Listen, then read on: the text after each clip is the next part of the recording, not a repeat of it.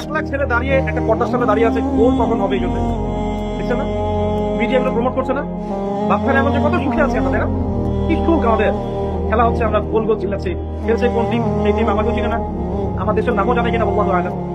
আমরা মাতামারি করছি, মাশাআল্লাহ। আমরা মারামারি করছি, কেউ মার্ডার হচ্ছে, কেউ আবার শোকে স্ট্রোক করে মারা যাচ্ছে, তাই হচ্ছে না? এমন কেন জাতিগত? আমরা এমন কেন হলাম জাতিগতভাবে? আমাদের কোনো ব্যক্তিত্ব নাই, আমাদের কোনো গায়রত নাই। আমাদের তো যুদ্ধের হিস্ট্রি আছে, আমাদের বীরত্বের হিস্ট্রি আছে, আমাদের ভাষা আন্দোলনের হিস্ট্রি আছে। দেশের কনসেপ্ট বাদ দিয়ে ইসলামের কনসেপ্ট যদি বলেন, আমরা তো তারেক বিন জিয়াদের উত্তর শুনি, বিন কাসিমের উত্তর শুনি, খালেদ বিন ওয়ালিদ, উমর বিন খাত্তাবের উত্তর শুনি। আমাদের কোনো গায়রত নাই।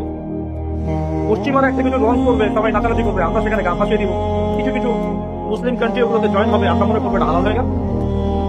অনলাইনে দেখলাম একজন লিখেছেন, আরেকজন বক্তব্য দিচ্ছেন, রাসূলুল্লাহ সাল্লাল্লাহু আলাইহি ওয়াসাল্লামও তো নাকি তার স্ত্রীর সাথে খেলাধুলা করেছেন। রাসূল সাল্লাল্লাহু আলাইহি ওয়াসাল্লাম তার স্ত্রীর সাথে দৌড় প্রতিযোগিতা করেছেন রাতের অন্ধকারে। মসজিদ নববীর মধ্যে ঈদের দিন উৎসব পালন করা হয়েছে নববীর মধ্যে। এটার সাথে আপনি ফিফার দলিল টানছেন, এটা দিয়ে আপনি ফিফাকে জায়েজ করতেছেন। এখানে তো জুয়া হচ্ছে।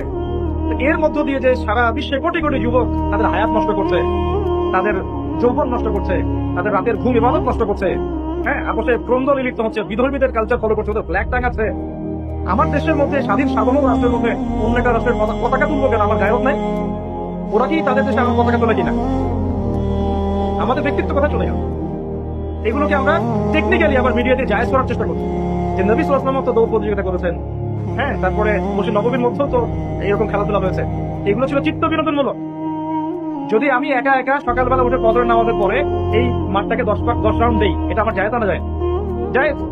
কিন্তু এই খেলাটাকে টেলিকাস্ট করে আপনি হাজার হাজার মানুষের সময় তো নষ্ট করতে পারেন না, তার হায়াত তো নষ্ট করতে পারেন না। এই খেলাকে কেন্দ্র করে জুয়া নাটক বসাতে পারবেন না, এটাকে কেন্দ্র করে তো সমকামিতা প্রমোট করতে পারবেন না, এটাকে কেন্দ্র করে আপনি lakh lakh billion billion dollar খরচ করতে পারবেন না। তো অথচ আপনার পাশেই প্রতিবেশী রাষ্ট্র ইয়েমেন না খেয়ে মারা যায়, আমাদের পাশেই মিডল ইস্টের পাশেই প্রতিবেশী রাষ্ট্র সিরিয়া না খেয়ে শিশুরা মারা যাচ্ছে।